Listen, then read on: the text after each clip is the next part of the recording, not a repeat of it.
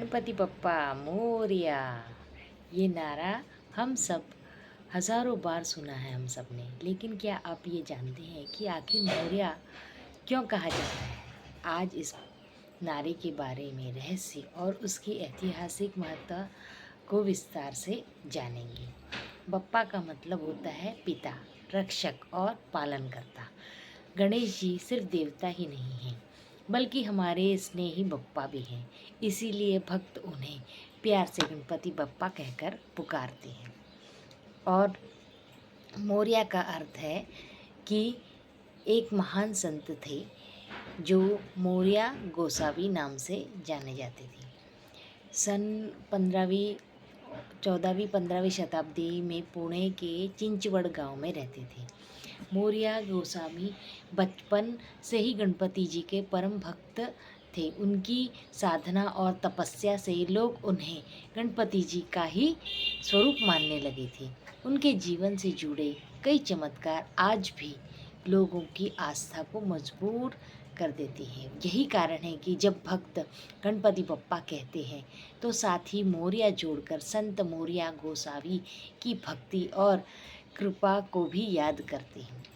तो यह सब हम जब कहते हैं गणपति बप्पा मोरया, इसका अर्थ होता है गणपति बप्पा हमारे प्रिय रक्षक, संत मोरया की तरह हम पर भी कृपा बरसाइए। और जब भक्त कहते हैं पुढच्या वर्षी लवकर या, तो इसका अर्थ होता है हे बप्पा जल्दी से अगले साल फिर आना।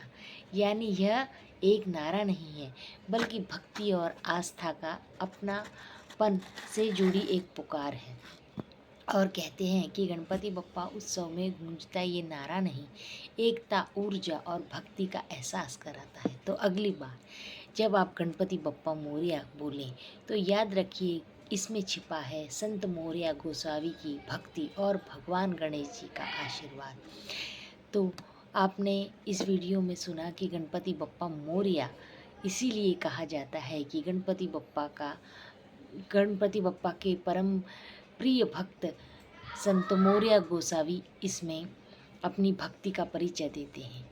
और जब हम गणपति बप्पा मोरया कहते हैं तो भक्त और गणपति बप्पा का आशीर्वाद इसमें सम्मिलित हो जाता है, और गणपति बप्पा के भक्त और अपनी आस्था का ये सटीक प्रमाण है।